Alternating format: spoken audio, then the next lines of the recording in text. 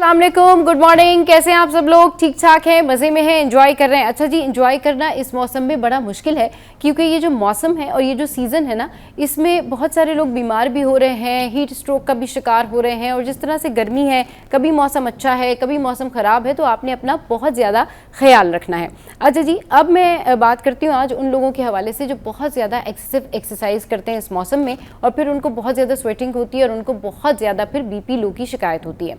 ऐसे मौसम में जब आप जिम जाते हैं या एक्सरसाइज करते हैं या फिर आप ऐसी एक्टिविटी कर रहे होते हैं जिससे आपको जो है बहुत ज़्यादा स्वेटिंग हो रही होती है, तो फिर आप इस बात का ख्याल रखें कि आपने अपनी डाइट को मेंटेन करना है और साथ में आप ऐसे जूसेस का या फिर ऐसी एनर्जी डाइट का इस्तेमाल करें कि आपका बीपी लो होने की वजह से आपको चक्कर आना बंद हो जाए। क्योंकि जब ये बीपी लो होता है तो थ्रू आउट द डे आपका बीपी लो होता है और बहुत सारी आपकी नमकियात जो है वो जिस्म से निकल रही होती है और कम हो रही होती है। तो इसके लिए ज़रूर आपने नींबू पानी रखना है या नमक चीनी का पानी। वैसे ये प्रेफरेबल तो नहीं है, लेकिन फिर भी इंस्टेंट आपने अपने साथ ये तमाम तर चीज़ें रखनी हैं। अच्छा जी, अब एक और बात, क्योंकि सैटरडे है और वीकेंड वाइब्स होती हैं, लोग खाने पीने के बड़े शौकीन होते हैं और लोग ये सोचते हैं कि जी क्या पकाया जाए और क्या खाया जाए। तो इस दिन आपने बड़ा एंजॉय करना है। इस दिन आपने जो है बड़े ज़बरदस्त तरीके से अपना वीकेंड सेलिब्रेट करना होता है, क्योंकि ये एक दिन होता है जब बहुत सारे स्ट्रेस वाले काम के बाद जो है वो आप ये सोचते हैं कि अब आपने एंजॉय करना है, घूमने जाना है या फिर आपने किसी को अपने घर पे इनवाइट करना है। तो इसी हवाले से आज हमने सोचा कि शेफ़ को इनवाइट करते हैं और फिर उनसे करते हैं बातें और आपको बताते हैं कि वो हमें क्या बनाना सिखाएंगी और क्या कुछ बनाया जा सकता है वीकेंड पर भी। तो बात करते हैं हमारी शेफ़ से। हमारे साथ हमारी शेफ़ मौजूद है, उन्हें हमें ज्वाइन किया है, बड़ी ज़बरदस्त शेफ़ हैं। उनसे पूछते हैं कि वो आज हमारे साथ कौन सी रेसिपी जो है वो शेयर करने जा रही हैं। जी ब्रेखना। मैंने सोचा ईद आ रही है तो ईद से रिलेटेड कोई कुछ मटन में कुछ बीफ में ऐसा जो लोग यूज कर सकें और बाहर रेस्टोरेंट का टेस्ट घर में सबके साथ शेयर कर सकें। सो उसके लिए मटन शिनवारी कढ़ाई मैं आपको सिखाऊंगी, जो कि बहुत इजी है, बहुत झटपट बन जाती है। बस कुछ स्टेप्स है जो कि आपको मेक श्योर करने होते हैं कि आप जरूर करें। अच्छा ब्रेकना, ये तो आप बिल्कुल ठीक कह रही हैं, लेकिन कुछ ऐसी डिशेस भी होती हैं जो कि कुछ डिफरेंट होती हैं और कुछ डिफरेंट तरीके से बनानी होती हैं, स्पेशली वीकेंड पे। तो आप हमें आज ये बताएं कि आपकी जो स्पेशलिटी है मटन शिनवारी, ठीक है ना, वो उसकी रेसिपी क्या है? आप हमारे साथ में उसकी रेसिपी शेयर करें ताकि हमारे व्यूवर्स को भी पता चल सके कि भाई वो वीकेंड पे ये भी बना सकते हैं मटन शिनवारी, और बड़ी ईद भी करीब है, उस पर भी उनके काम आ सकती है। अच्छा, सो मटन का ये है कि सबका मुख्तलिफ होता है किसको किस हिस्से का गोश्त पसंद है। बट मैं इस कढ़ाई के लिए रान का गोश्त इस्तेमाल करती हूँ, जिसको कटवाना मेन क्या कहते हैं, सबसे पहले तो स्टेप होता है कि उसकी मैं बोनलेस अलग पीसेस करवा लेती हूँ और जो उसकी बोन्स है, हड्डियां हैं, जो वो अलग करवा लेती हूँ, लेकिन यूज दोनों करती हूँ। और उसको हम सबसे पहले तो आपके पास के घर में देसी काली ब्लैक कढ़ाई है तो आप उससे जरूर यूज करें, नहीं तो घर में जो भी अवेलेबल सबसे बड़ी साइज की कढ़ाई है वो यूज करें। और मटन का ये है क्योंकि टाइम लगता है बनने में, तो मैं पर्सनली उसके बैचेस को, अगर ईद हो, ईद के क्या कहते हैं बैचेस को, उनको मैं एक साथ कुकर में एटलीस्ट 50 या 60% तक उसको बॉईल कर लेती हूँ, ताकि बाद में जब कोई झटपट रेसिपी हो तो वो फौरन से बन जाए और जो उसमें जो कसर रह जाती है वो बाकी कुकिंग में हो जाती है। तो सबके लिए यही सजेशन है कि ये करें। तो खैर 1 किलो हम लेते हैं अगर एक लंच या डिनर जिसके लिए भी, उसके हिसाब से आप सबसे पहले तो कढ़ाई में आप ऑयल, जो भी आप ऑयल यूज करते हैं, वो 1 कप डाल के उसको आपने हल्का सा फ्राई करना है। ये recipe by the way mutton और बीफ और चिकन तीनों के लिए सेम है। डिफरेंस ये है कि मटन बीफ को मैं प्री बॉयल गला लेती हूँ और चिकन को आप फौरन गल जाती है तो आप उसको साबित डाल सकते हैं। और तेल में आपने इसको जब फ्राई करना है तो उसमें आपने अदरक लहसुन कुटा हुआ डाल के उसको थोड़ा सा भूनना है, हल्का सा गोल्डन ब्राउन करना है। और उसके बाद आपने इसमें टमाटर डाल देने हैं। टमाटर आप डाल के उसको ढक दें ताकि उसका जो छिलका है हाफ उसको काट के डाल दें।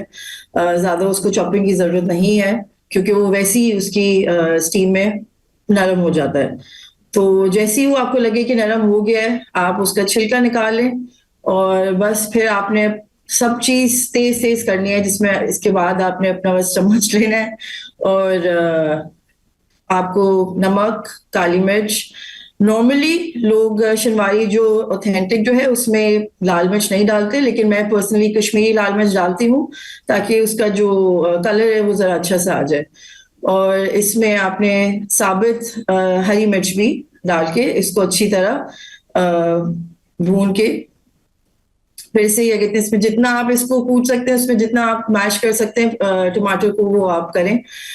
अच्छी तरह कर लें। जब आपको लगे कि टमाटर ने पानी छोड़ना शुरू कर दिया है और चिकन का भी पानी इतना है, आपने ऊपर से पानी डालने की जरूरत नहीं पड़ती, क्योंकि ऑलरेडी गोश्त का और नमक से और टमाटर से काफी पानी क्या कहते हैं निकल जाता है।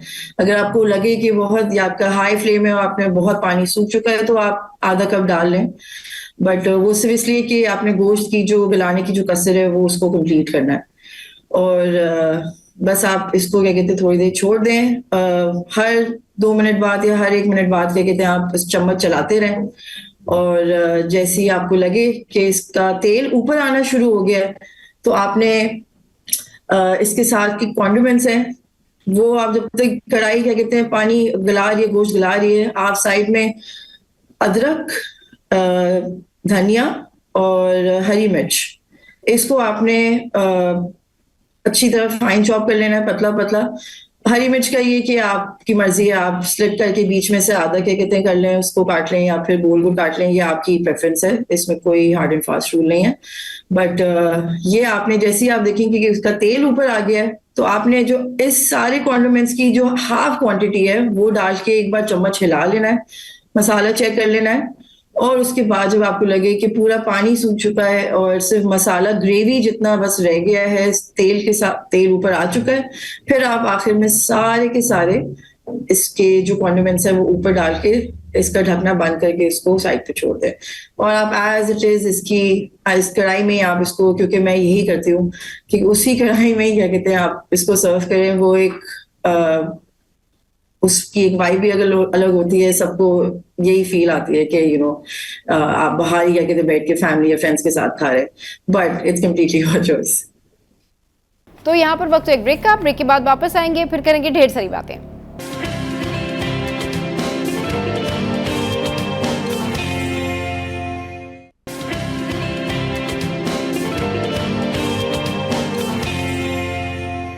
Welcome back. ब्रेक ना बहुत सारे लोग ना अब ये करते हैं कि वो डिफरेंट चीज़ों को पानी में डाल के उसके आइस क्यूब्स बना लेते हैं। तो आइस क्यूब्स का ना बेहतरीन इस्तेमाल इस मंथ में ज़बरदस्त तरीके से किया जा सकता है और उससे एनर्जी भी मिलती है, टेस्ट भी मिलता है।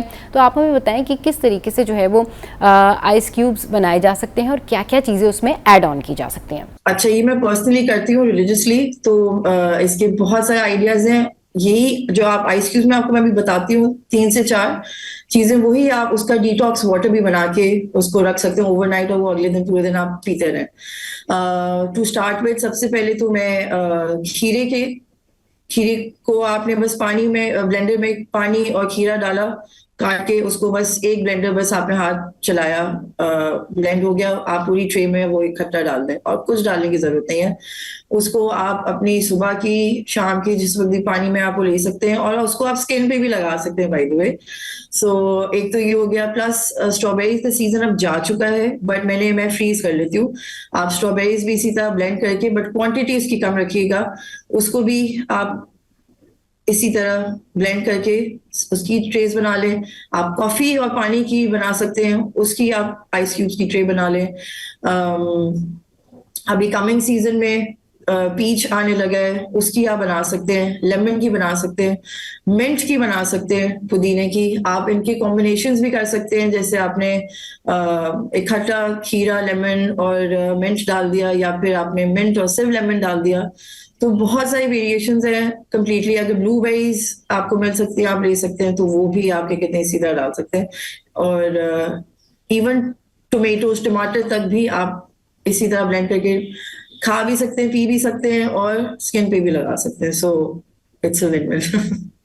अच्छा जी, ये बताएं कि गर्मियों में ना कुछ हल्का फुल्का खाने का दिल कर रहा होता है, लाइक अब अगर कोई भारी चीज़ हैवी खाने सामने आ जाए तो दिल करता है कि नहीं कुछ सबसे पहले लाइटर खा लिया जाए, कुछ ऐसा हो कि हल्का फुल्का हो, लाइक दही हो गई, सैलेड हो गई। तो आप हमें सैलेड का बताएं कि सैलेड किस तरीके से बनाई जा सकती है।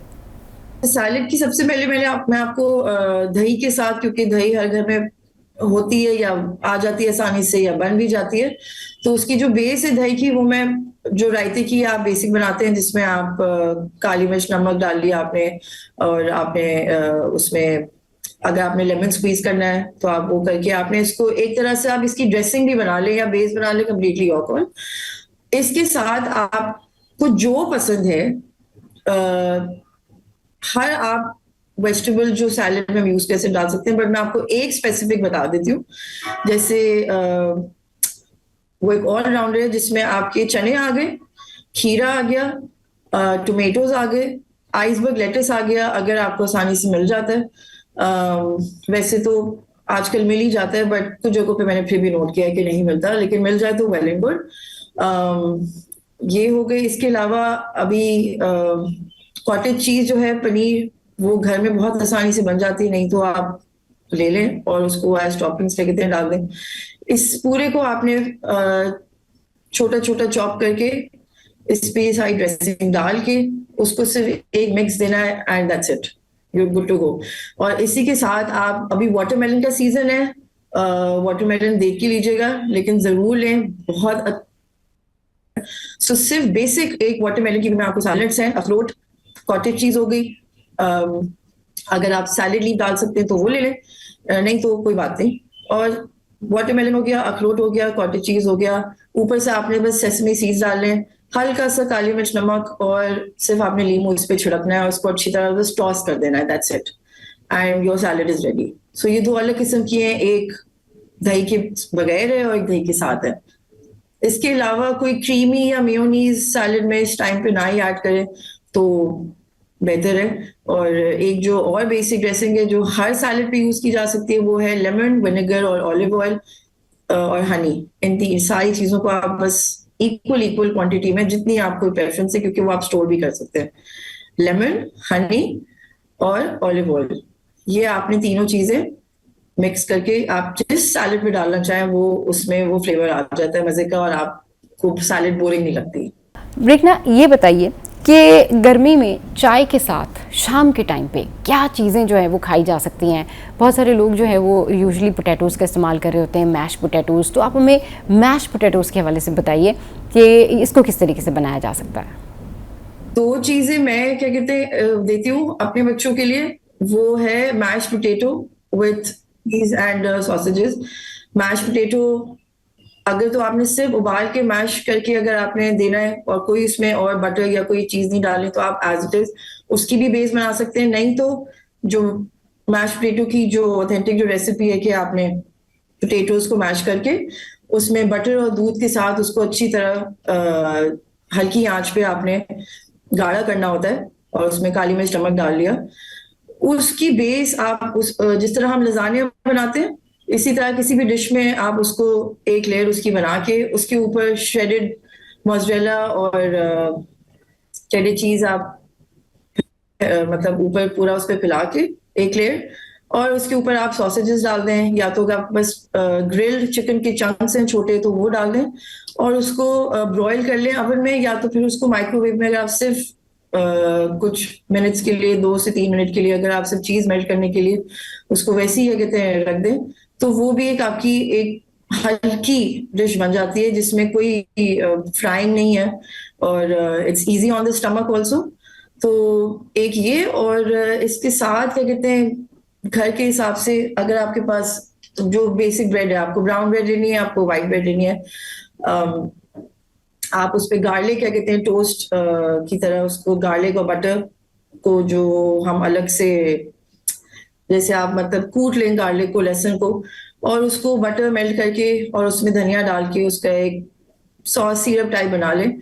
और ब्रेड अगर आपको बाय द वे कोई और भी लेनी है, आपको किसी भी सार्डो ब्रेड लेनी है, किसी भी किस्म की जो भी आपकी प्रेफरेंस है, उसको आप ब्रश से पूरा लगा दें, और इसके बाद आपने उसके ऊपर भी चीज क्या कहते हैं श्रेडेड चीज डाल के उसको इसी तरह माइक्रो में अगर आपने मेल्ट करनी है सिर्फ तो आप वो भी कर सकते हैं, नहीं तो अगर आपके पास अवन है, एयर फ्रायर, उसमें आपके पास एक तरह से बाकी ऑलिव्स डाल दें आप या टोमेटोज डाल दें, कंप्लीटली योर कॉल। उसमें आप थोड़ा सा अगर आपने फैंसी होना है तो फिर आप बेसिल लीव्स भी डाल सकते हैं, या बेबी स्पिनच भी आप क्या कहते हैं उसको ऑमलेट की तरह क्या कहते हैं काट के वो भी आप उस पर स्प्रिंकल कर सकते हैं।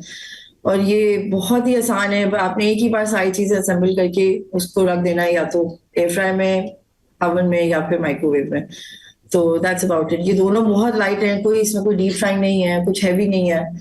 It's good for your gut also, भूख भी आपकी हो जाती है। और अच्छा, ये बताइए कि लोग आइसक्रीम्स कैसे बना सकते हैं और इसकी क्या जो है ना वो टिप है कि घर में जल्दी से आइसक्रीम तैयार कर ली जाए? 3 to 4 इंग्रेडिएंट्स की मैं आपको बता देती हूँ, जो कि मैंगो की भी बन जाती है, आम की भी, और स्ट्रॉबेरीज की भी बन जाती है। आपने फ्रूट ले लिया, आपने क्रीम ले ली, आपने कंडेंस मिल्क ले लिया, और साथ में आपने शुगर ले ली। इनको आप इकट्ठा मशीन से, अगर आपने इसको क्या कहते हैं पूरा इसको ब्लेंड करना कर लें, या तो आप अपने ब्लेंडर में इसको ब्लेंड करके आप पॉप्सिकल्स में डाल दें, या आपके पास अगर कोई जो बेकिंग जिस तरह होती है वो ट्रे इस तरह आइस, वो भी आइसक्रीम के लिए यूज हो सकती है। उसमें बटर पेपर डाल के आप डाल दें, आप ऐसे डाल दें, नॉट अ प्रॉब्लम। और आप फ्रीजर में उसको रख दें ओवरनाइट, और नेक्स्ट डे आप स्कूप आउट करके आराम से खा लें। ओके जी, बहुत शुक्रिया ब्रेखना, आपने हमारे शो के लिए वक्त निकाला और बहुत मज़े मज़े की रेसिपीज़ आपने हमें बनाना सिखाई। और आई एम श्योर कि हमारे जो व्यूवर्स हैं वो ज़रूर इसको घर में ट्राई करेंगे। चलिए जी, शो में यह वक्त एक ब्रेक का, ब्रेक के बाद वापस आएंगे, फिर मिलवाएंगे आपको एक और पर्सनैलिटी से।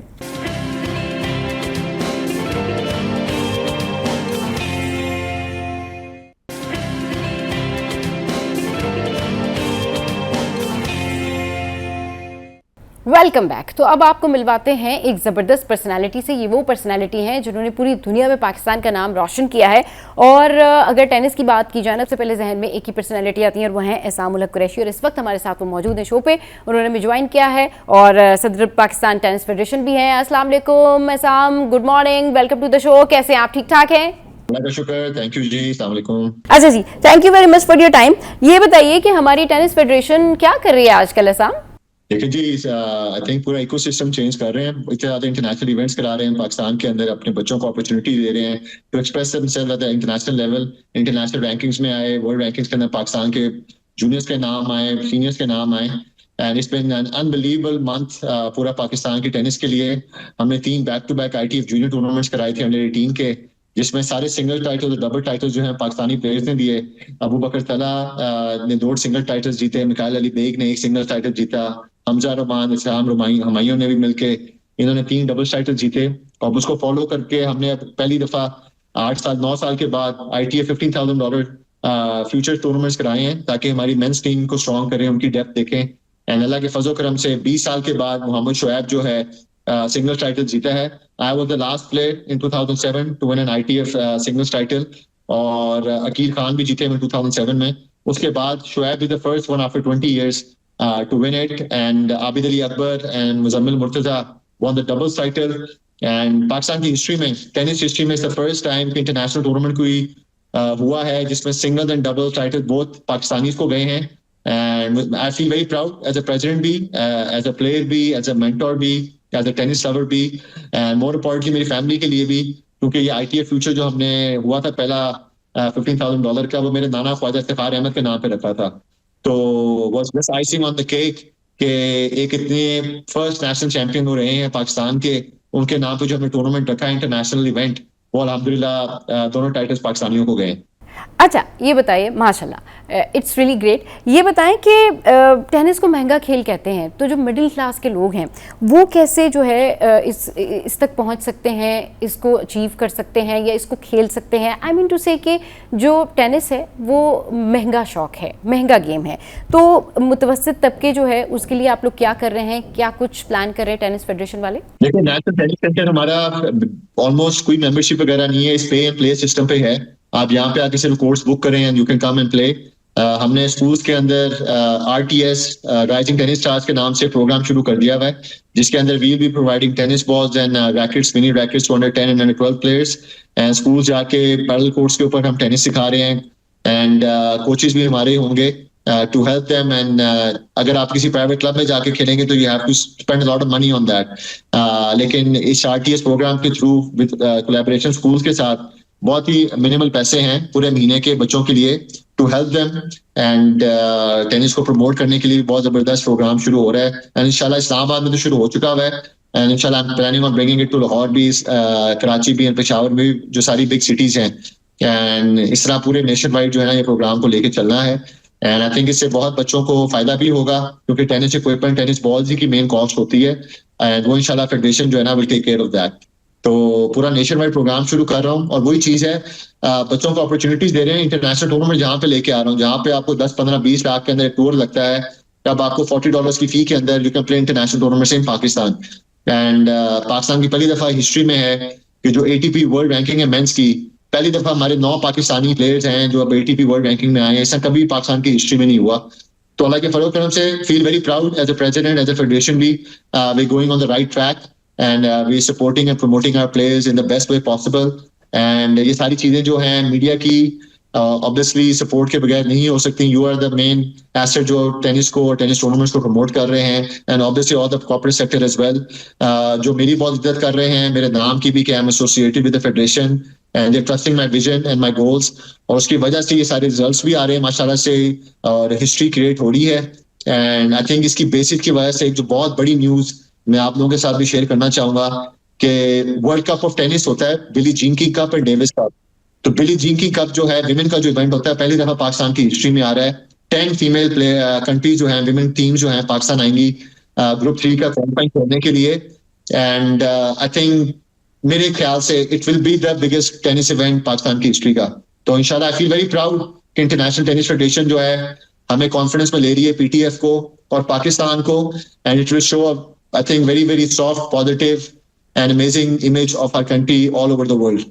हमारे यहाँ ना लड़कियों को भी बड़ा क्रेज़ है टेनिस का, कि वो भी बड़े शौक से जो है वो टेनिस देखती भी हैं, खेलना भी चाहती हैं, लेकिन बहुत कम लड़कियाँ जो हैं इस फील्ड में आ पाती हैं। कई वजूहात होती हैं, उन तक रीच नहीं होती है, या उनकी रीच नहीं होती है, या फिर उनको कई मसाइल का सामना करना पड़ता है। आपकी फेडरेशन, आप लोग इस हवाले से क्या कर रहे हैं?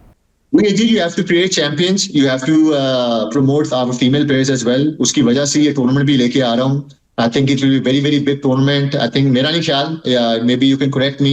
You are a journalist yourself. लेकिन कि कभी फुटबॉल के लिए कुछ 10 टीमें पाकिस्तान आई हो विमेन के लिए, या स्क्वॉश के लिए कभी आई हो, या हॉकी के लिए या वॉलीबॉल के लिए, मेरा नहीं ख्याल 10 टीमें बाहर से पाकिस्तान में कोई टीम इवेंट खेलने आई हैं। And I think this will set a very big precedent for the other games as well, and international community है, जो international federations हैं, they will I think feel more confident bringing international tournaments female वाले या women वाले to Pakistan।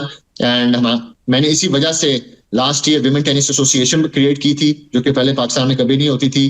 We have a female women president Asma Khwaja, हमारी secretary general हैं जायरा भाभी, and हमारी फाइनेंशियल एडवाइजर हैं सारा महबूब। तो वो इसीलिए कराई थी क्योंकि I feel the best advocate for a woman is a woman, और वही करते हैं। उन्होंने फीमेल स्पेसिफिक विमेन कैंप्स भी लगाए हैं, एंड इंशाल्लाह फेड कप से पहले वी गोना बी होल्डिंग, जिस तरह अभी हम $15,000 के मेन के टूर्नामेंट्स करा रहे हैं। मेरा पूरा प्लान है कि इंशाल्लाह 2 विमेन के टूर्नामेंट्स भी कराऊं, उसके बाद इंशाल्लाह फिर फेड कप हो तक आके हमारी लड़कियों को प्रॉपर जो है ना तैयारी भी हो जाए। और हमारी अभी नंबर 2 जो है माहीन आफ्ताब, उसको मैं इंशाल्लाह अभी तुनीजिया भी भेज रहा हूँ फॉर ऑलमोस्ट अ मंथ, जिसके अंदर उसकी टिकट और उसकी बोर्डिंग एंड लॉजिंग सारी फंडिंग है, ताकि वो जाके वहां पे खेले and get ready for basically the Fed Cup and international tournament जो हम यहाँ पे लाना चाह रहे हैं। अच्छा एहसाम, आप खुद बहुत अच्छा काम कर रहे हैं। इससे पहले कि मैं दीगर बातें करूं, ये बताइए कि आपकी जो टेनिस जर्नी है वो कैसी रही। आप अपनी स्ट्रगल के बारे में बताएं, ताकि वो तमाम तर जो नया टैलेंट है, जो बच्चे हैं जो आपको पसंद करते हैं, जो आपको देख के इस फील्ड में आना चाहते हैं, उनको मोटिवेशन मिल सके। देखिए अल्लाह का बहुत बहुत करम है जी। अल्लाह ने बहुत इज्जत दी है, शोहरत दी है एंड प्यार दी है, and took a long time to be recognized as a tennis player in Pakistan, cricket living nation, जिसमें क्रिकेट को ही तरजीह दी जाती थी। I did my level best कि किसी तरह अपने आप को रिकॉग्नाइज करा सकूं in my field, and that was my whole game. सारा का सारा मेरा गोल ये था, एम्बिशन भी ये था। जिस तरह इमरान खान, वसीम अकरम, वकार यूनुस, जावेद मियादाद को एसोसिएट किया था क्रिकेट के साथ, जहांगीर खान, जहांशेर खान को स्क्वॉश के साथ, हसन सरदार, शहबाज अहमद सीनियर, समीउल्लाह, लोगों के जब नाम आते हैं तो सीधा हॉकी का नाम आता है। ऑल आई वांटेड कि जब टेनिस का नाम है तो मेरा नाम जो है हिस्ट्री बुक्स में जुड़ा हो और लोग मुझे उससे जाने और मेरी एक आइडेंटिटी बने।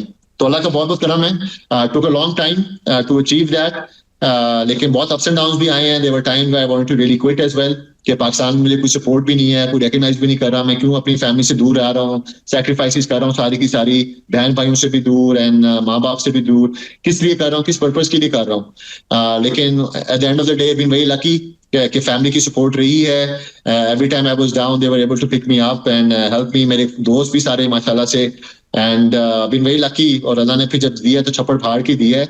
And I think that's one of the reasons. मैंने हमेशा कोशिश की है कि मुल्क का एक बहुत सॉफ्ट एंड पॉजिटिव इमेज जो है ना, मैं पूरी दुनिया में प्रमोट करूं.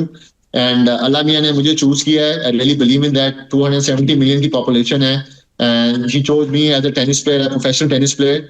And as a president I feel like मेरी ऑब्लिगेशन है now to give back to our juniors, to our senior player जो मैन के हैं. जो कुछ मैंने सीखा है और जो कुछ मुझे नहीं मिला इन माय प्लेइंग करियर्स, एटलीस्ट मैं उनको दूं फ्रॉम द फेडरेशन पर्सपेक्टिव. और वो है टू गिव देम रिकॉग्निशन, वो है टू प्रमोट देम, वो है टू सपोर्ट देम टूर्नामेंट्स बुला के भी एंड फाइनेंशियली भी. We been holding lot of national tournaments with very big pools of prize money. 5-6 million के हमने टूर्नामेंट्स कराए हैं. पिछले 2 सालों के अंदर हमने 4.5 करोड़ से ज्यादा प्राइज मनी दिया नेशनल टूर्नामेंट्स के अंदर. एंड अब अल्हम्दुलिल्लाह इंटरनेशनल टूर्नामेंट्स यहाँ पे लेके आ रहा हूँ जिसमें हमारे पाकिस्तानी बच्चे जो हैं they are performing and expressing themselves. And यही है कि अपॉर्चुनिटी देनी है. एंड दिस इज जो यही वादा मैंने उनके सबके साथ किया है, जूनियर्स के साथ भी, लड़कियों के साथ भी, लड़कों के साथ भी. As a president I will give you all the opportunity that I never got in my playing career. आप लोगों की तरफ सिर्फ ये 2 चीजें मुझसे हैं कि आपने मेहनत करनी है और आपने दिल लगा के मैचेस खेलने और जान मारनी है. और वो अल्हम्दुलिल्लाह बच्चे कर रहे हैं, इसी की वजह से रिजल्ट्स आ रहे हैं. We have the maximum number I think of junior players in the world ranking जो कि कभी पाकिस्तान की हिस्ट्री में नहीं हुए. We have the maximum number of men players also जो पाकिस्तान की हिस्ट्री में कभी नहीं हुए इंटरनेशनल रैंकिंग में. एंड इंशाल्लाह मेरा पूरा काम है अब इंशाल्लाह विमेन को भी ज्यादा से ज्यादा प्रमोट करने का, सपोर्ट करने का, so that we can have women representation in the world ranking as well from Pakistan inshallah. तो यहाँ पर वक्त एक ब्रेक का, ब्रेक के बाद वापस आएंगे, फिर करेंगे ढेर सारी बातें.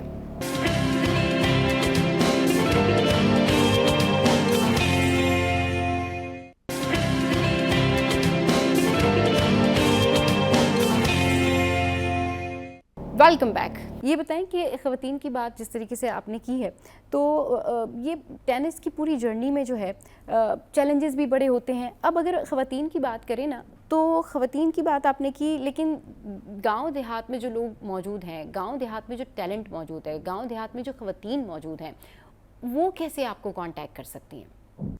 नहीं, ऑब्वियसली इस द फेडरेशन, इस नेशनल टेनिस सेंटर, सबको पता है जो टेनिस वाले हैं. पाकिस्तान टेनिस फेडरेशन इस्लामाबाद के अंदर हमारी इंस्टाग्राम पेज भी है, फेसबुक भी है, यूट्यूब भी है, वी आर अवेलेबल. हमारा एक्स का पेज भी है. तो anybody who wants to come and need some guidance they can easily reach out to us on that, on those platforms. हमने तो लड़कियों के लिए स्पेशली पिछले साल से बोर्डिंग एंड लॉजिंग भी यहाँ पे कर दी हुई है. पहले कमरे नहीं होते थे. We have specific locker room and showers for the girls here as well, जो कि कभी नहीं थे यहाँ पर. एंड मेरी यहाँ पे स्कूल्स के साथ भी बात हो चुकी हुई है. टैलेंटेड बच्चे बच्चियां जो आके यहाँ पे रहना चाहते हैं, पढ़ना भी चाहते हैं, they can do that as well. School are ready to take them on board as well. So we are providing all those facilities to the girls here, and all these जो social media के platforms हैं, they can reach out to us on that. And यहाँ पे आके national tournaments भी खेले, under 12, 14, 16, 18 women, and women association है, उनका अलग कॉन्टैक्ट नंबर है. they can reach out to them, उनको रीच आउट कर सकते हैं. एंड जो कैंप्स रखते हैं स्पेसिफिकली वुमेन के लिए, उनको ज्वाइन करें. So we providing all the facilities Allah के फजल करम से, and taking care of all these measures. And वही है, आप लोगों को एक सपोर्ट सिस्टम चाहिए और एक प्लेटफॉर्म चाहिए जहाँ पे आप सिक्योर फील करें. एंड अल्हम्दुलिल्लाह Pakistan tennis federation and national tennis centre जो है वो प्रोवाइड कर रहा है अल्हम्दुलिल्लाह से.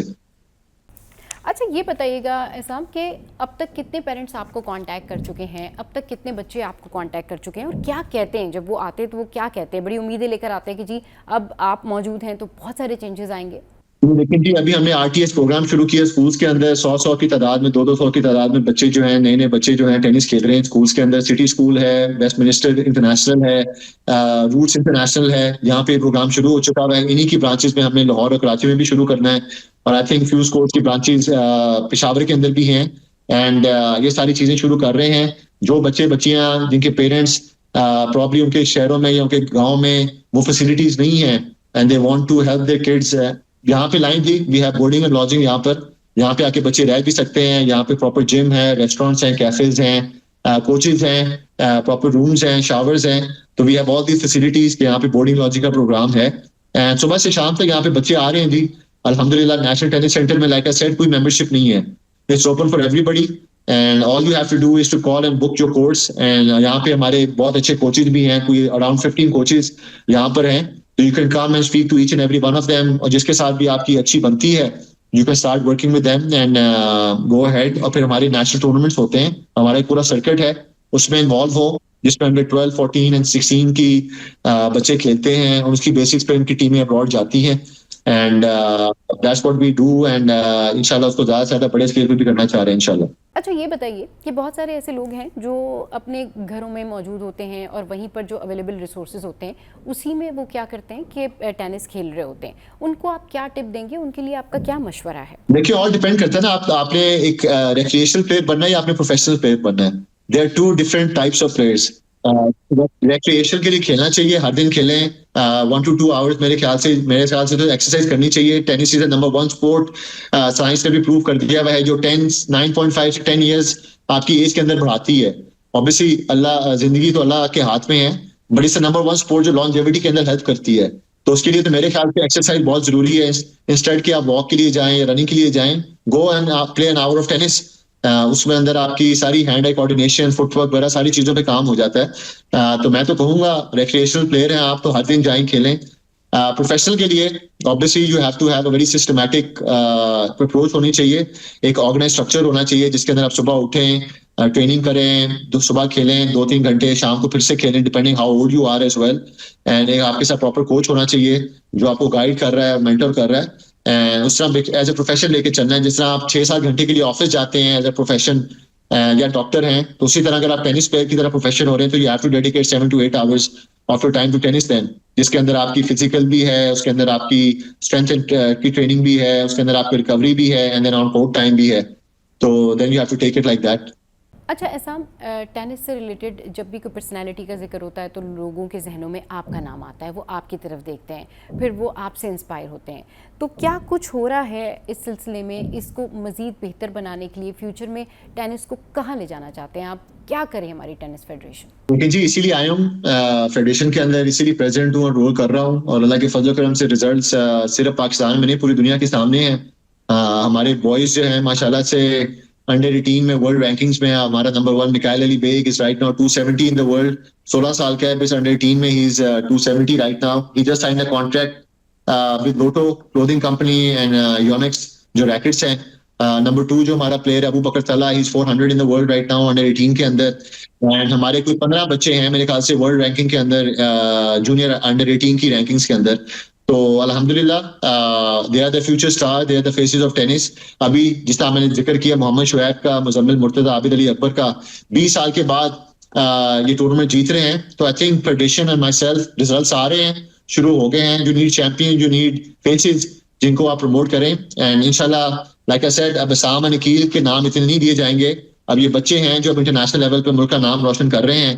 एंड यही चीज मैं चाह रही हूँ, ये लेगेसी मेरी है, इंशाल्लाह उसको आगे लेके बच्चे चलें एंड मुल्क का नाम रोशन करें, get laurels for them. And बाकी बच्चों जो हैं जो खेलने वाले नीचे, आई थिंक उनसे ज्यादा इंस्पायर होंगे और मोटिवेट भी होंगे, क्योंकि मुझे मेरे ऊपर एक वो था कि जी he is a privileged one, he is an outsider. मुझे कभी एक तरह से पाकिस्तानी लोगों ने ना यहाँ पे समझा नहीं है, लेकिन now Mohammad Shoaib winning and Abu Bakar Tala winning and Muzammil Murtaza winning, they are from here, they have been playing here, they have been training here, and यहाँ से होके ये मुल्क का नाम रोशन कर रहे हैं इंटरनेशनल लेवल के ऊपर। तो probably they will be able to इंशाल्लाह inspire even more people and will see even more future champions from Pakistan इंशाल्लाह।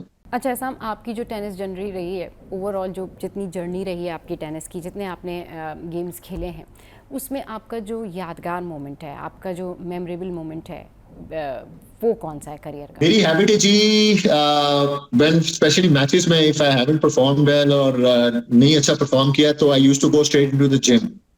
मैं पे कोई घंटा डेढ़ जो है ना, फिर जिम के अंदर हैवी वेट्स, बाइक, रनिंग, ये वो सारी always try to do to finish the day on a good note and a positive note.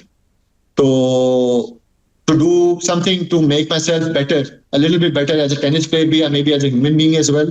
And obviously आधा घंटा, पौना घंटा, घंटा तो आपको लगता है ये थोड़ा सा रियलाइज करने में, डिसअपॉइंट होने में, you obviously हर इंसान होता है, डिसअपॉइंट होता है। It's just about how you deal with them and with the setbacks. और मेरा वो होता था, एक मैकेनिज्म था कि अगर मैं खुदा ना खास्ता अच्छा नहीं परफॉर्म किया, मैचेस भी हार गया हूँ, एंड बहुत डिसअपॉइंटेड हूँ. तो I used to go straight into the gym and do a very good workout. And अगले दिन सुबह फिर there were no days off. I used to make sure कि मैं अगले दिन जो है ना टेनिस कोर्ट में जाऊं and work on the things that didn't work out. दो के बहुत टफ होता था, but I think that was one way of getting rid of all the negativity as well. And then I used to start working for the next day and for the next tournament straight away. तो उसमें ये होता था कि I didn't used to dwell on the past so much कि अब आप always present और आगे का सोच रहे हैं. This is I used to deal with setbacks and disappointments. तो यहाँ पर वक्त एक ब्रेक का, ब्रेक के बाद वापस आएंगे, फिर करेंगे ढेर सारी बातें.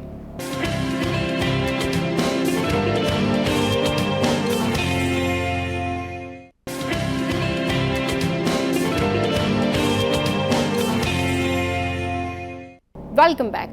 अच्छा एहसाम, ये बताएं कि आप अपना मोराल जो है उसको कैसे हाई रखते हैं, क्योंकि कई ऐसे मैचेस होते हैं जिसमें इंसान हार जाता है, मतलब उस वक्त आपकी क्या, आप अपने आप को कैसे मोटिवेट करते हैं? मेरी जी टेनिस के बाद एक्चुअली नंबर वन स्पोर्ट जो I really enjoy playing also देखना वो फुटबॉल है. And I am very die hard Liverpool fan. And उसके बाद obviously being a Pakistani, obviously cricket के बगैर तो आप रह नहीं सकते. एंड और टेनिस मेरे ख्याल से और being a sportsman I think शुरू भी इसीलिए की थी 92 के वर्ल्ड कप के बाद, यू नो, कि I want to become like Imran Khan, या want to be like Wasim Akram, Javed Miandad, Inzamam ul Haq, Ramiz राजा, सारे जो है ना कि मैं भी कुछ स्पोर्ट्समैन बनूं और उनका नाम ऐसा रोशन करूं. तो ऑब्वियसली क्रिकेट तो हर सब के दिनों में बसी हुई है. एंड राइट नाउ अगर आप बात करें कौन सा मेरा फेवरेट प्लेयर है पाकिस्तान टीम के अंदर, तो आई वुड हैव टू से मेरे दो जिनको मैं रियली एंजॉय करता हूँ, एंजॉय वाचिंग, इज रिजवान है, बाबर आजम है. ऑब्वियसली आई थिंक इनके बगैर तो नहीं हो सकता. एंड पीएसएल में मेरी टीम तो अच्छा परफॉर्म नहीं कर सकी. I am a Lahori, so I always back Lahore Qalandar को. तो उन्होंने तो इतना अच्छा परफॉर्म नहीं किया. एंड बट जीते भी हैं पिछले 2-3 दफा. वो भी पहले 3-4 में तो उनको बेचारों को बहुत ठंडी पड़ी, लेकिन उसके बाद शाहीन शाह अफरीदी की लीडरशिप के अंदर वो जीते भी हैं. ये वाला इतना अच्छा नहीं गया उनका, लेकिन happy for obviously I think Babar के लिए. He was struggling for very long time and good to see him back in form. अब यही है कि अल्लाह करे कि वो अब आगे जाके पाकिस्तान के जो टूर्नामेंट्स वगैरह आ रहे हैं उसके अंदर वो हेल्प करें. एंड मेरे ख्याल से जो अभी तक उन्होंने लैक किया है मेरे ख्याल से बड़े टूर्नामेंट्स के अंदर, एंड अल्लाह करे अब जो दोबारा फॉर्म में आए हैं, तो अगला वर्ल्ड कप भी आ रहा है इंशाल्लाह, I think in few years. तो I hopefully he can help us get that trophy for Pakistan इंशाल्लाह. अच्छा ऐसा हम ये बताएं कि ख़ुद तो आप टेनिस प्लेयर हैं, लेकिन इसके अलावा आप कौन से स्पोर्ट्स को पसंद करते हैं? क्रिकेट के हवाले से अगर आप किसी को पसंद करते हैं या क्रिकेट मैच देखते हैं शौक से, तो लोगों को बताएं, ज़रूर बताएं, क्योंकि वो आप स्टार हैं तो लोग सुनना चाहते हैं कि भाई आप कौन सा स्पोर्ट्स जो है वो पसंद करते हैं टेनिस के अलावा. मेरी जी टेनिस के बाद एक्चुअली नंबर वन स्पोर्ट जो I really enjoy playing also देखना वो फुटबॉल है. And I am very die hard Liverpool fan. And उसके बाद obviously being a Pakistani, obviously cricket के बगैर तो आप रह नहीं सकते. एंड और टेनिस मेरे ख्याल से और being a sportsman I think शुरू भी इसीलिए की थी 92 के वर्ल्ड कप के बाद, यू नो, कि I want to become like Imran Khan, या want to be like Wasim Akram, Javed Miandad, Inzamam ul Haq, Ramiz राजा, सारे जो है ना कि मैं भी कुछ स्पोर्ट्समैन बनूं और उनका नाम ऐसा रोशन करूं. तो ऑब्वियसली क्रिकेट तो हर सब के दिनों में बसी हुई है. एंड राइट नाउ अगर आप बात करें कौन सा मेरा फेवरेट प्लेयर है पाकिस्तान टीम के अंदर, तो आई वुड हैव टू से मेरे दो जिनको मैं रियली एंजॉय करता हूँ, एंजॉय वाचिंग, इज रिजवान है, बाबर आजम है. ऑब्वियसली आई थिंक इनके बगैर तो नहीं हो सकता. एंड पीएसएल में मेरी टीम तो अच्छा परफॉर्म नहीं कर सकी. I am a Lahori, so I always back Lahore Qalandar को. तो उन्होंने तो इतना अच्छा परफॉर्म नहीं किया. एंड बट जीते भी हैं पिछले 2-3 दफा. वो भी पहले 3-4 में तो उनको बेचारों को बहुत ठंडी पड़ी, लेकिन उसके बाद शाहीन शाह अफरीदी की लीडरशिप के अंदर वो जीते भी हैं.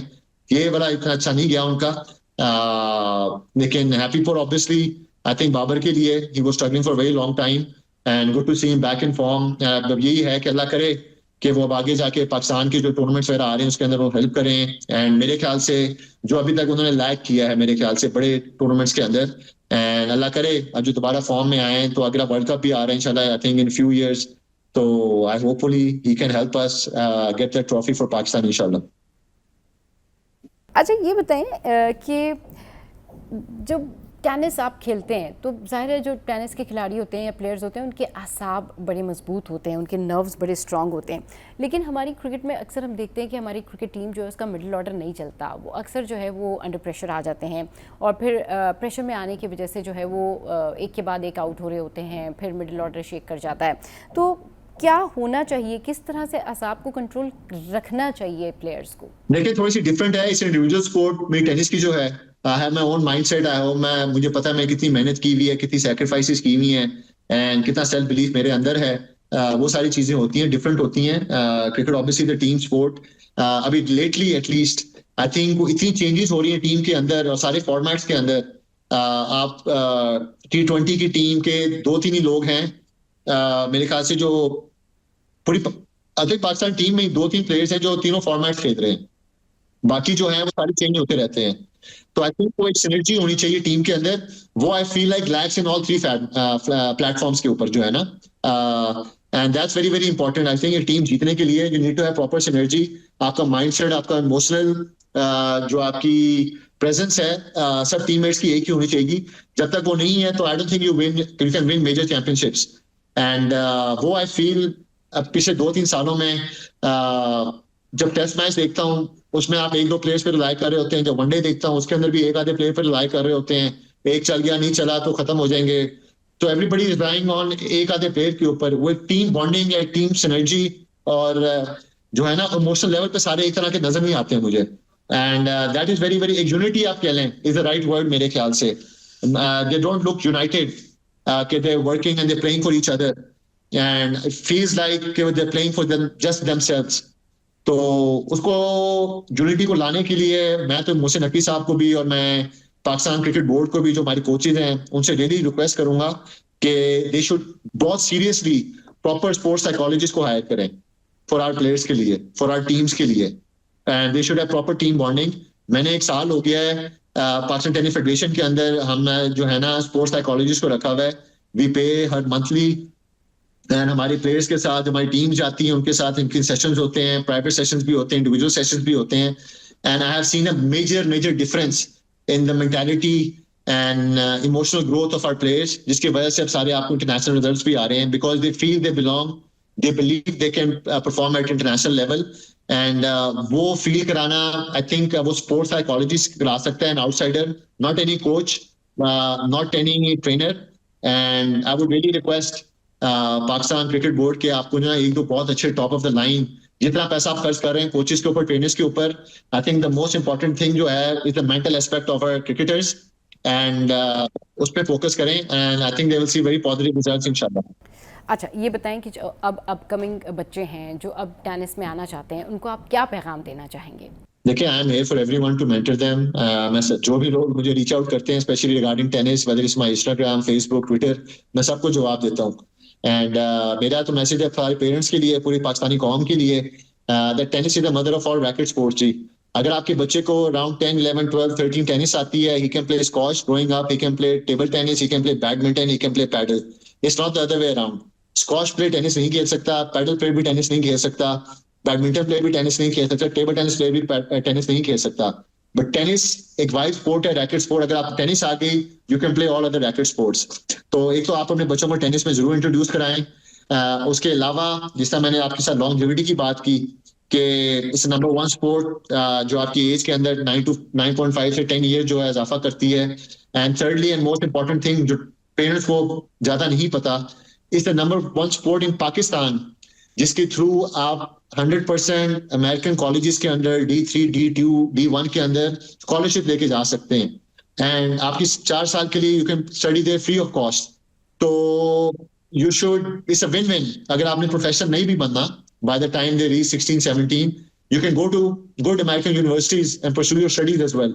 और इतना पैसा बचा सकते हैं just investing on your play kids जो है while they're 12, 13, 14 playing tennis. तो मेरे लिए तो I think it's number 1 sport हर पेरेंट को इंट्रोड्यूस करानी चाहिए बच्चे के साथ। And yeah I am available जी, एज अ प्रेसिडेंट भी, एज अ प्लेयर भी, एज अ मेंटर भी, एज अ गाइडर भी। तो या क्या कह सकता हूँ उसके बहुत शुक्रिया एहसाम, आपने अपना कीमती वक्त हमारे शो के लिए निकाला और thanks a lot. Most welcome जी, थैंक यू। एहसाम से बात हुई और बहुत सारे लोगों को ये पता चला होगा कि किस तरीके से जो है अगर टेनिस खेलना चाहते हैं तो कांटेक्ट कर सकते हैं और क्या एग्जैक्टली वे है इसका कि आप थ्रू प्रॉपर जो है वो कांटेक्ट कर सकते हैं टेनिस फेडरेशन को और किस तरह से कौन सी साइट पर जाकर आपने ये बताना है कि आपके अंदर टैलेंट है और आप टेनिस खेल सकते हैं। चलिए जी, शो में यहाँ वक्त एक ब्रेक का, ब्रेक के बाद वापस आएंगे, फिर करेंगे ढेर सारी बातें।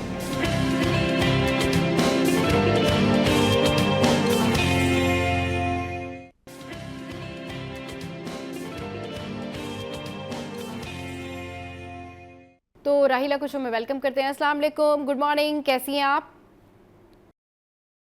पूछना चाहूँगी कि ये जो नंबर्स हैं इनका हमारी जिंदगी पर क्या इम्पैक्ट पड़ता है? देखिए सबा, अगर हम ओवरऑल पिक्चर को देखें तो यूनिवर्स में, पूरी यूनिवर्स में बस नंबर्स ही हर तरफ फैले हुए हैं। और अगर हम इस्लाम के पर्सपेक्टिव से इसको देखें तो जो चीज़ मुझे बहुत ज़्यादा हैरत में डालती है और जिससे मुझे इन नंबर्स की अहमियत का और अंदाज़ा होता है, वो ये है कि अल्लाह ताला की ज़ात के साथ हम कोई चीज़ भी एसोसिएट नहीं कर सकते एक्सेप्ट फॉर द नंबर 1। तो जब मैंने ये चीज़ें देखी तो उससे ऑटोमेटिकली आई कुड अंडरस्टैंड कि नंबर्स की कितनी पावर है। और नंबर्स हमारी ज़िंदगी में वैसे भी जनरली पूरा टाइम नंबर्स पे चलता है। आपकी बहुत सारे ऐसे आपके मंथ्स, ईयर्स, डेट्स, हर चीज़ नंबर्स पे चलती है। तो इन अ वे नंबर्स के बगैर तो आप कुछ है ही नहीं। अब अगर हम न्यूमरोलॉजी की बात करते हैं तो न्यूमरोलॉजी के जो नंबर्स हैं वो हमारी पूरी पर्सनालिटी का एक ब्लूप्रिंट हमें दे देते हैं। जैसे हम एक्सरे करवाने जाते हैं डॉक्टर के पास और उससे डॉक्टर डायग्नोज कर देता है कि हमारे स्पाइन में प्रॉब्लम है या नेक में है या जहाँ भी प्रॉब्लम है। इसी तरह ही जब आप नंबर्स एक न्यूमरोलॉजी का चार्ट बनाते हैं तो उससे क्लियरली पता चल जाता है कि आपकी जिंदगी में कहाँ पे प्रॉब्लम्स हैं और कौन से एरियाज ऐसे हैं कि जिनके ऊपर आप फोकस ज्यादा करें तो आपकी जिंदगी में आसानियां और खुशियां आ सकती हैं। अच्छा, मैं ये जो है ना जानना चाहती हूँ और बहुत सारे लोग भी ये जानना चाहते हैं कि जो नंबर्स हैं इनको अपनी ज़िंदगी में कैसे इस्तेमाल कर सकते हैं, इनसे कैसे फ़ायदा उठाया जा सकता है और कौन सा नंबर जो है आपको लगता है कि बहुत ज़्यादा लकी है? देखिए, इम्प्लीमेंट करने के तो बहुत सारे तरीके हैं। फॉर एग्जाम्पल अगर मैं आपको इसका बेसिक्स बताऊं न्यूमरोलॉजी का, तो इसके अंदर 5 इसके कोर नंबर्स होते हैं, जिसके अंदर एक आता है आपका एक्सप्रेशन नंबर जो आपके नाम से आता है। यानी कि नाम के जितने भी आदाद उनके सारे डिजिट्स को हम कंबाइन करते हैं, उनको ऐड करते हैं और जो नंबर आता है वो फिर आपका एक्सप्रेशन नंबर होता है जो कि 40% आपकी पर्सनैलिटी का होता है। यानी कि उसका जो इम्पैक्ट है वो आपकी पर्सनैलिटी पे पड़ता है। फॉर एग्जाम्पल अगर आपके नाम से नंबर निकलता है 1 तो आपके अंदर नंबर 1 की सारी क्वालिटीज होंगी। लीडरशिप है, उसके अंदर न्यू बिगिनिंग्स है, वर्सेटैलिटी है, बहुत सारे प्रोजेक्ट्स को साथ लेके चल सकता है, एथलीट्स का नंबर है ये। तो इससे इंसान की पर्सनालिटी डीकोड होती है और आपको उसका फायदा भी होता है। अब अगर फॉर एग्जाम्पल 14 एक नंबर है जिसको हम कार्मिक नंबर्स कहते हैं। कार्मिक नंबर्स वो नंबर्स होते हैं जिनके साथ थोड़ी सी अनलकी एनर्जीज होती हैं। तो 14 अगर आपके नाम में आ जाता है तो हम उसको चेंज कर सकते हैं। और अगर हम चेंज कैसे कर सकते हैं कि एक्स्ट्रा ए ऐड कर दिया, कुछ भी ऐड करके, वो तो ऑब्वियसली हम कैलकुलेट करके देखते हैं। तो उसको हम 6 बना देंगे और 14 से जो 5 है, मैंने कहा ये कार्मिक नंबर्स है, इसके अंदर आपको रुकावटें बहुत फील होती हैं, आपके काम रुकते हैं, आपको प्रॉब्लम्स आती हैं, ऑब्स्टिकल्स आते हैं। तो अगर हम उसको थोड़ा चेंज कर दें और उसको नंबर 6 पे ले आए तो नंबर 6 लक का नंबर है, हेल्थ का नंबर है, ट्रैवल का नंबर है, एक्साइटमेंट का नंबर है। तो ये इस तरीके से नंबर्स को चेंज करने से आप अपनी लाइफ में बेहतरी लेके आ सकते हैं। फिर मैंने आपको पहले जिक्र किया 5 बेसिक नंबर्स होते हैं। एक तो आपका नाम से आगे जो कि एक्सप्रेशन नंबर है, फिर एक आता है आपकी डेट ऑफ बर्थ से जो कि आपका लाइफ पाथ नंबर या डेस्टिनी नंबर है। वो 60% होता है आपकी पर्सनालिटी का। अब अगर उसमें प्रॉब्लम आ जाए तो हम क्या कर सकते हैं? फिर उसके लिए रेमेडीज होती हैं, बहुत डिफरेंट तरह की रेमेडीज हैं, जिसमें जो सबसे ज्यादा कॉमन रेमेडी है वो स्टोन्स की रेमेडी है कि जो जेम स्टोन्स हैं हम वो रिकमेंड कर देते हैं या कोई सदकार रिकमेंड कर देते हैं। फिर बाकी जो 3 नंबर्स है जिसमें आपका एक आता है आपका पर्सनालिटी नंबर, वो भी नेम से आता है तो वो भी उसमें भी हम चेंजेस कर सकते हैं। फिर आता है आपका हार्ट्स डिजायर नंबर या सोल अर्ज नंबर जिसको कहते हैं, जो आपको ड्राइव करता है, आपकी इनर मोटिवेशन होती है कि मैं ये काम कर रहा हूँ तो इसके अंदर मुझे इंटरनली कौन सी फोर्स ड्राइव कर रही है। तो वो भी अगर अच्छे नंबर पे नहीं आया तो हम उसको भी चेंज कर सकते हैं, क्योंकि वो आपके नाम से ही आता है। और जो 5वां है, that is the challenge number. आपने नॉर्मली कई लोग जो मेरे पास आते हैं, और जनरली आपने भी अपनी लाइफ में आसपास देखा होगा कि कुछ लोग इतनी एफर्ट डालते हैं लेकिन उनके काम रुकते चले जाते हैं, जिस काम में हाथ डालते हैं वो खत्म हो जाता है। तो वो अक्सर हमारे चैलेंज नंबर्स की वजह से होता है। तो उसको के लिए भी रेमेडीज है, क्योंकि वो हमारे डेट ऑफ बर्थ से आता है, उसको हम चेंज नहीं कर सकते, लेकिन उसके लिए हम रेमेडीज जरूर कर सकते हैं। अच्छा, अब जिस तरीके से बहुत सारे नामों के साथ में जो है वो निकाले जा सकते हैं नंबर्स, तो अगर मैं आपको बताऊं, हमारे टीम मेंबर है सऊद भाई, उनके नाम से अगर आप नंबर निकालें तो क्या फिर उनके नाम का नंबर क्या बनता है? उनका नाम है सऊद, SAUD। तो सऊद के स्पेलिंग्स क्या हैं? क्योंकि स्पेलिंग्स से बहुत फर्क पड़ता है। तो SAUD अगर हम लेते हैं, तो अगर मैं इसको जनरली भी सबके अंडरस्टैंडिंग के लिए बता दूं, इसके 4 आसानी से मिलते हैं, ऑनलाइन आप सर्च कर सकते हैं। S comes down to number 1, A comes down to number 1। A का जो साथ जो F अगर जो नंबर न्यूमेरिक डिजिट है उसके साथ एसोसिएट किया जाता है न्यूमरोलॉजी में, वो नंबर 1 है। फिर U का जो नंबर है वो 3 है, और D का जो नंबर है वो 4 है। अब आप इसको 4 + 3 + 1 + 1 करें तो ये बनता है 7 + 1 8 + 1 9 बनता है। So it comes down to number 9। अब नंबर 9 की जो भी ट्रेट्स है वो साउथ के अंदर दिखेंगे आपको। अच्छा, तो आपने कहा कि नंबर 9, तो ये नंबर 9 कैसा होता है और इसके क्या इम्पैक्ट्स होते हैं? नंबर 9 की वर्सिटिलिटी है। यू नीड टू अंडरस्टैंड कि नंबर्स 1 से लेकर 9 तक जितने भी नंबर्स हैं उन सबकी क्वालिटीज नंबर 9 के अंदर होती हैं। तो उस लिहाज से ये बहुत वेरिड और वर्सेटाइल नंबर है, लेकिन एट द सेम टाइम 1 से लेकर 9 तक जितने भी नंबर्स हैं उनके जो चैलेंजेस हैं वो भी साथ आते हैं। तो जनरली आप नंबर 9 को देखेंगे कि वो पॉलिटिशियंस ज्यादा अच्छे होते हैं, वो मिलिट्री रोल्स में बहुत अच्छा परफॉर्म करते हैं, वो अच्छे लॉयर्स होते हैं, वो मोटिवेशनल स्पीकर्स होते हैं, एक्टिविस्ट होते हैं। उनका जो फोकस होता है ना वो ह्यूमैनिटेरियन होता है, वो लार्जर ऑडियंस होती है। इनको आर्ट से बहुत ज्यादा मोहब्बत होती है, म्यूजिक से बहुत मोहब्बत होती है, थोड़ी सी स्टबन पर्सनालिटी होती है। क्योंकि इनके नर्व्स थोड़े से वीक होते हैं तो they are very prone to depression on the health side. फिर उसके अलावा नंबर 9 का जैसे मैंने कहा कि 1 to 9 के जो नंबर्स है कि जहां उनकी क्वालिटीज सबकी इनको मिल रही हैं, वहां पे चैलेंजेस भी मिल रहे हैं। तो चैलेंजेस में सबसे बड़ा चैलेंज जो नंबर 9 का आता है, वैसे तो कोई मेजर हेल्थ प्रॉब्लम नहीं होती है, लेकिन ऐसे होता है कि ये एक्सीडेंट्स इनवाइट करता है कि चलते चलते पाँव मुड़ गया, किचन में गए, सब्जी काट रहे थे, हाथ कट गया, तो इस तरह की चीजें इनके साथ होती है। तो यहाँ पर वक्त एक ब्रेक का, ब्रेक के बाद वापस आएंगे, फिर करेंगे ढेर सारी बातें।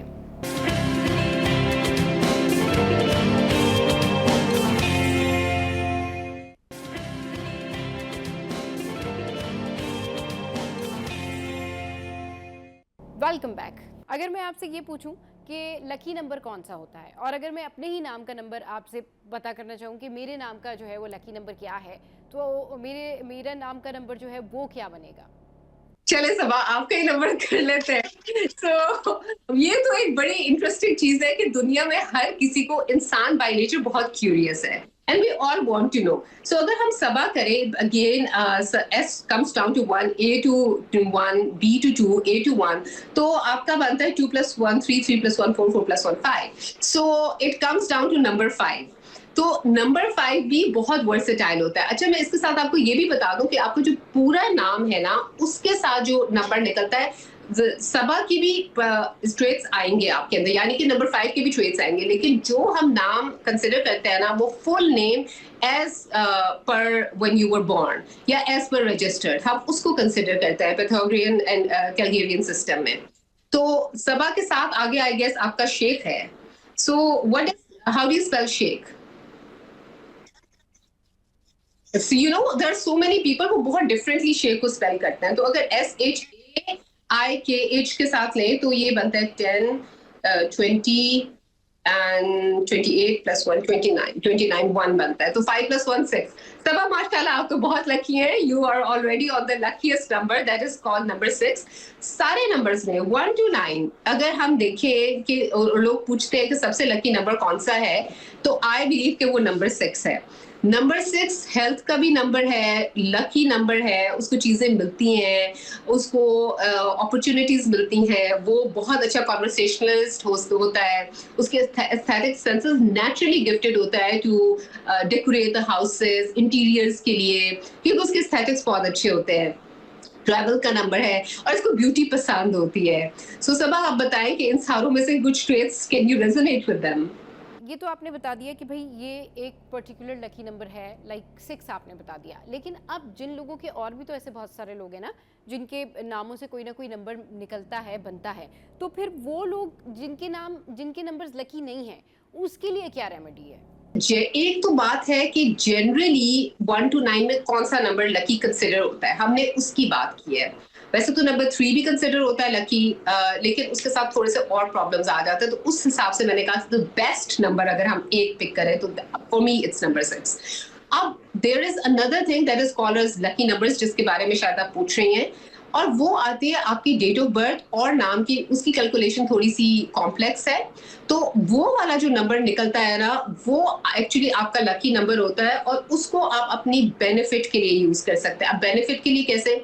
फॉर एग्जाम्पल, अगर मेरा लकी नंबर फॉर इंस्टेंस से 1 है, तो मैंने क्या करना है कि मैं अपने सारे जो काम हैं, जो डेट्स मेरे हाथ में हैं, तो वो मैं जो फॉर एग्जाम्पल मैंने बाहर के वीजे के लिए अप्लाई करना है, तो मैं फर्स्ट 1 को करूंगी या 10th को करूंगी, 1 + 0 फिर 1 हो जाता है, या फिर मैं 28th को करूंगी, 2 + 8 फिर 1 आ जाता है, यानी कि उसका जो सम टोटल है वो 1 पे आए। तो इन डेट्स पे फर्स्ट, 10th एंड 28th को, अगर 19th को भी 9 + 1 फिर 10 हो जाता है। तो इन सब डेट्स पे अगर ये मेरी लकी डेट्स हो गए, तो लकी नंबर्स को हम ऐसे यूज कर सकते हैं। मैंने नई गाड़ी लेनी है, तो उसका जो नंबर है उसका सम टोटल 1 पे आएगा, तो वो मुझे बेनिफिट देगा। घर का नंबर उसका सम टोटल 1 पे आएगा, वो मुझे बेनिफिट देगा। मोबाइल नंबर उसका 1 पे आएगा, लॉकर का नंबर है, तो इस तरीके से लकी नंबर्स हमें बेनिफिट देते हैं लाइफ में। इसका दूसरा पार्ट क्वेश्चन का आपने पूछा कि जो अनलकी नंबर्स होते हैं फिर उनका हम क्या कर सकते हैं।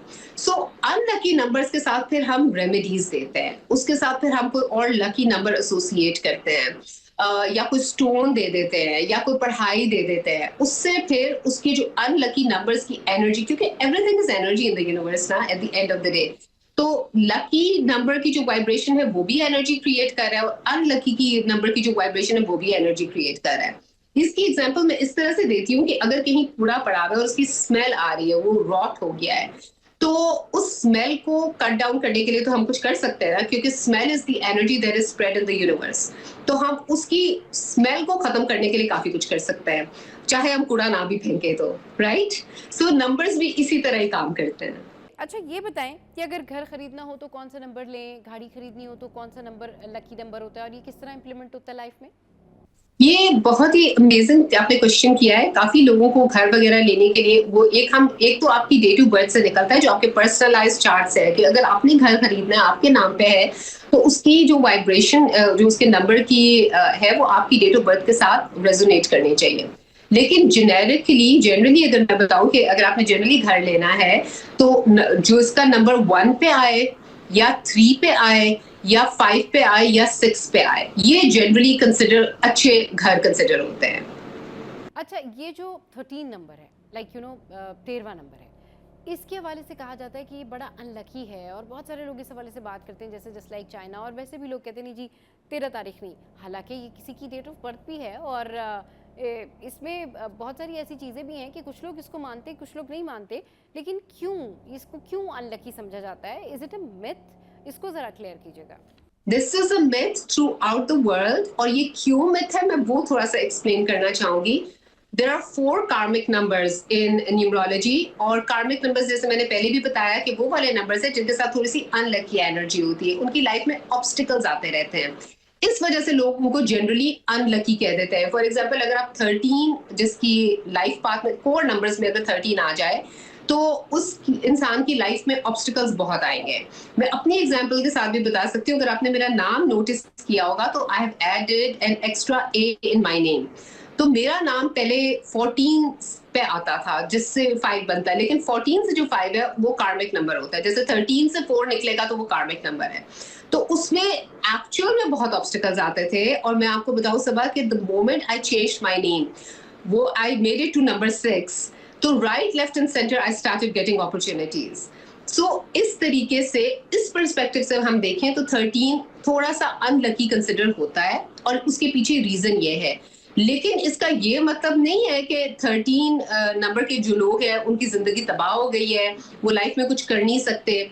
मैं एक वैसे भी जनरली टिप बताती चलूं कि जिनका नंबर, जिनके कोर नंबर्स में 13 आता है, for example day of birth में भी अगर आ जाए, तो ऐसे लोगों के लिए जो एक टिप और एक टेक्निक है, दैट इज फोकस। अगर वो अपना फोकस मेंटेन करना सीख लें, जो कि एक ऐसी ट्रेट है जो हर कोई सीख सकता है, वो अगर फोकस पे काम कर लें तो उनकी जिंदगी की सारी अनलकी एनर्जी साइड पे हो जाएंगी, और रैग्स टू रिचेस की स्टोरी भी हो सकती है इसमें। तो यहाँ पर वक्त एक ब्रेक का, ब्रेक के बाद वापस आएंगे, फिर करेंगे ढेर सारी बातें।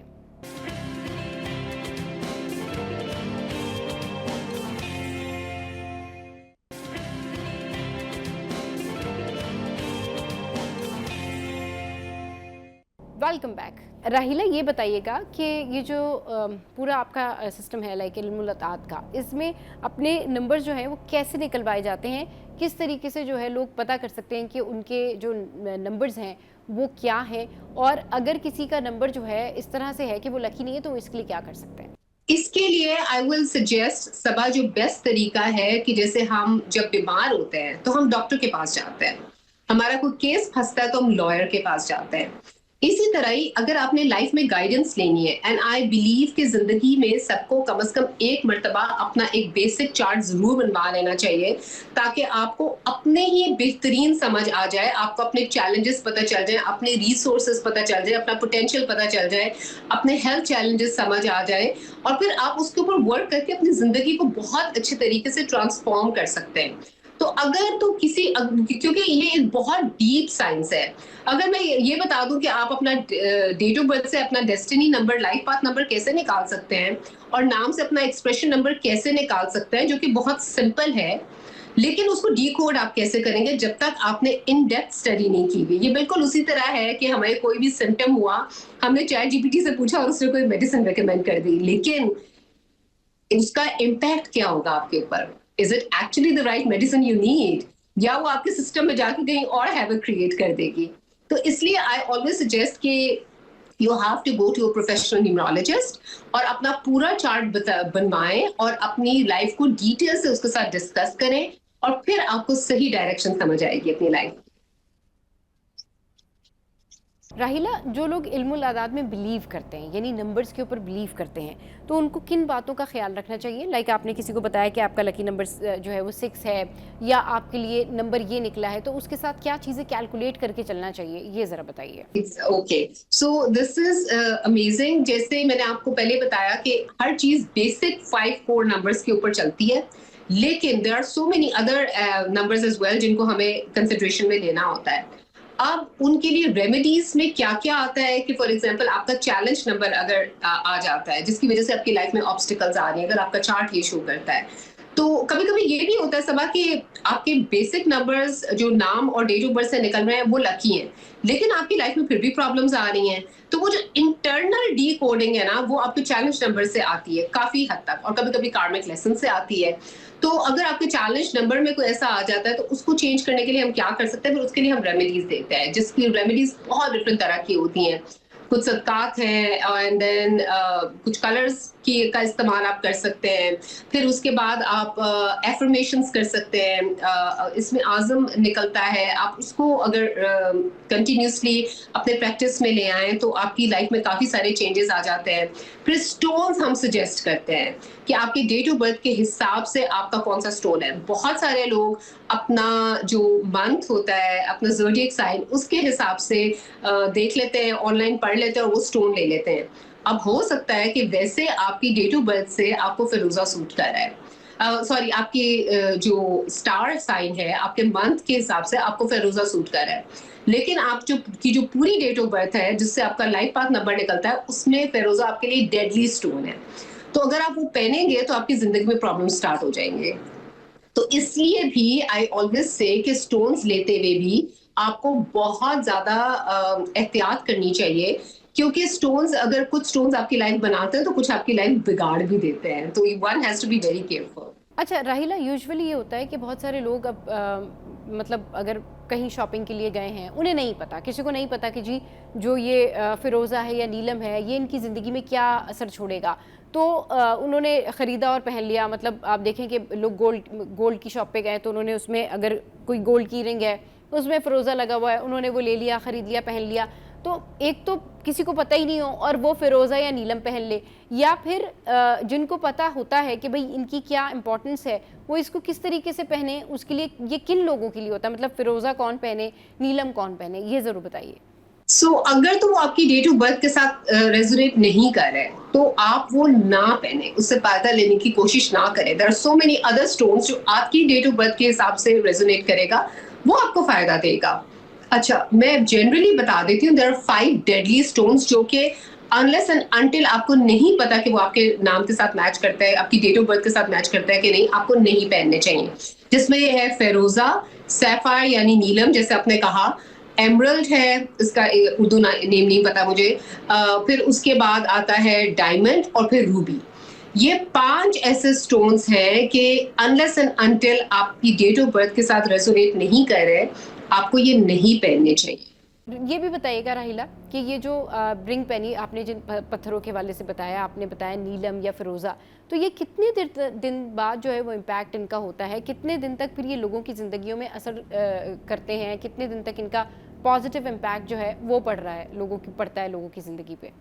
अच्छा, स्टोन का एक और मैं बहुत छोटा सा चेक बता दूं, कोई भी आपने नया स्टोन लिया, किसी ने रिकमेंड भी किया है, लेकिन अपनी ड्यू डिलिजेंस करनी चाहिए, तो आप वो स्टोन ना अपने तकिए के नीचे पहले 3 दिन रखें।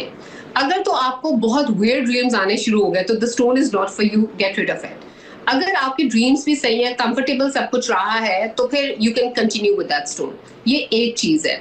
दूसरी चीज आपने पूछी कि कितनी देर में इसके इम्पैक्ट आना शुरू हो जाता है, तो इसका इम्पैक्ट 2 वीक से लेकर 3 मंथ्स के बीच में आ जाता है, डिपेंडिंग ऑन कितनी जल्दी उस स्टोन की एनर्जी आपके ऑरा की एनर्जी के साथ मिक्स होती है।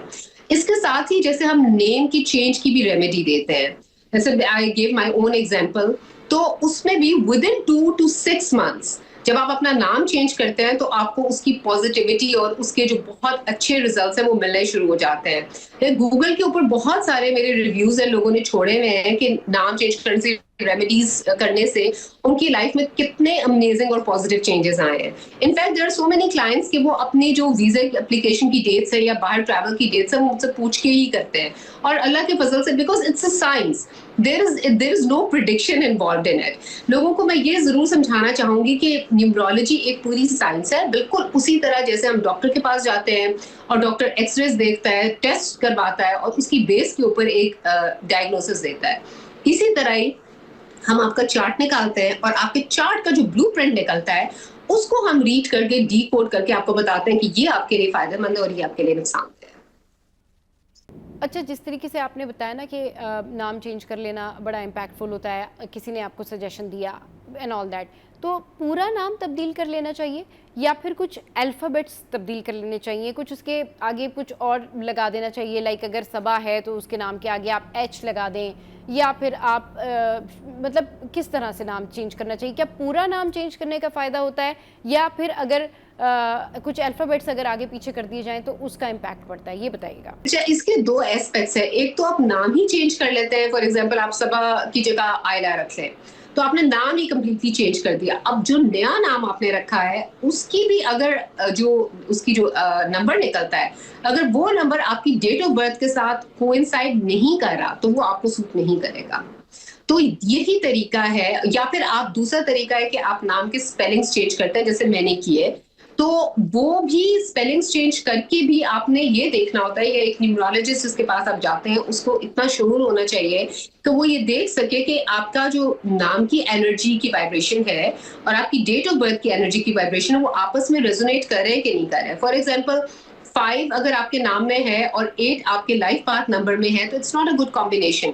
ऐसा इंसान अंदर से फ्रस्ट्रेटेड ही रहेगा, तो उसको नाम के स्पेलिंग्स चेंज कर लेने चाहिए, क्योंकि डेट ऑफ बर्थ को तो हम नहीं हिला सकते, लेकिन नाम हम हमेशा चेंज कर सकते हैं, नाम के स्पेलिंग्स या नाम भी चेंज कर सकते हैं। और इसके एक्चुअल में सबब मैंने ऐसे केसेस भी देखे हैं कि उन्होंने नाम ही पूरा चेंज किया, तो उनकी जिंदगी एक्चुअली बहुत डिफरेंट हो गई। जैसे तनुषा रीमा है, उनकी एग्जाम्पल हम सबके सामने है। उनकी माशाल्लाह नाम उन्होंने चेंज किया, तो ये नाम उनको इतना सूट किया है माशाल्लाह, शी इज गॉन प्लेसेस। सबा ये डिपेंड करता है कि कभी कभी कुछ नाम ऐसे होते हैं कि हम जितनी भी कोशिश कर ले, हम तोड़ मरोड़ ले, आप नाम के अंदर भी एक हद तक चेंज कर सकते हैं ना स्पेलिंग्स को। आप इतना भी नहीं कर सकते कि वो एक अजीब सी चीज लगने लग जाए, उसकी प्रोनाउंसिएशन ही ठीक ना आए। तो उस केस में फिर हम सजेस्ट करते हैं कि आप नाम ही चेंज कर लें, क्योंकि हर कोई, एक तो स्पेलिंग्स चेंज के लिए भी इतनी रेजिस्टेंस होती है Saba, everyone is not up for it. तो अगर आप पूरा ही नाम किसी को कह के अपनी पूरी आइडेंटिटी चेंज कर लो, if someone is 30 years old, 20, 40, 60, तो वो थोड़ा मुश्किल होता है उनके लिए। तो पहली कोशिश हमारी ये होती है कि हम स्पेलिंग्स में थोड़ा सा चेंज कर लें। लेकिन अगर कुछ भी नहीं हो रहा या उस स्पेलिंग्स को चेंज करके भी उसकी लाइफ में हमें लगता है कि नहीं कोई फायदा होगा, तो फिर हम सजेस्ट करते हैं कि आप पूरा ही नाम चेंज करें। चलिए जी, बहुत शुक्रिया राहिला, आपने बहुत ज़बरदस्त बातें की और अपना कीमती वक्त जो है वो आपने हमारे शो के लिए निकाला। बहुत शुक्रिया आपके वक्त के लिए। आज शो से फ़िलहाल इतना ही। आज का शो आपको कैसा लगा ज़रूर बताइएगा। हमारी सोशल साइट पर हंसते रहिए, मुस्कुराते रहिए। हाँ, एक और बात, अब क्योंकि संडे को मदर्स डे है, तो दुनिया भर में जितनी भी माएँ हैं उनको सिटी एट 10 की जानिब से बहुत बहुत सलाम, बहुत बहुत प्यार। और अल्लाह ताला जिनके वालिदैन ज़िंदा हैं, जिनकी माएँ ज़िंदा हैं, उनको सलामत रखे। और मैं इस प्लेटफॉर्म से अपनी अम्मी के लिए ये कह सकती हूँ कि आज मैं जो कुछ भी हूँ अपने पेरेंट्स की वजह से हूँ, अपनी अम्मी की वजह से हूँ। तो अम्मी आप हैं तो मैं हूँ। और माएँ जो होती हैं ना, वो समझें कि अगर वो बच्चों की ज़िंदगी में हैं तो फिर बच्चों की ज़िंदगियाँ हैं। तो अपनी माँओं का बहुत बहुत ख्याल रखें। और मदर्स डे पर बस मैं यही कहना चाहूँगी कि ये जो हमारी माएँ हैं ना, अगर ये ना होती तो शायद हम ज़िंदा भी ना होते, क्योंकि यही वो माएँ हैं जो हमें स्ट्रेंथ भी देती हैं। और यही हमारी जो मदर्स हैं वो हमें बताती हैं कि ज़िंदगी में हमें आगे कैसे बढ़ना है, आगे कैसे जाना है। और किसी भी लड़की की परवरिश में, किसी भी लड़के की परवरिश में माँ का जो है वो बहुत अहम किरदार होता है। अगर मैं अपनी अम्मी की अहमियत पे, अगर मैं दूसरों की माँओं के बारे में या ओवरऑल पूरी दुनिया की माँओं के बारे में बात करूँ तो शायद मेरे पास अल्फाज कम पड़ जाएँ। मदर्स डे के लिए मैं यही कहूँगी कि अपना मदर्स डे जो है वो अच्छे से सेलिब्रेट कीजिएगा। और ये वो दिन है जिस दिन माँओं को सलाम पेश करने का दिन है। लेकिन हर दिन अपनी वालिदैन को जो है इसी तरह से प्यार करें जैसे कि हर दिन जो है वो पेरेंट्स डे है या हर दिन मदर्स डे है। Keep watching city at 10।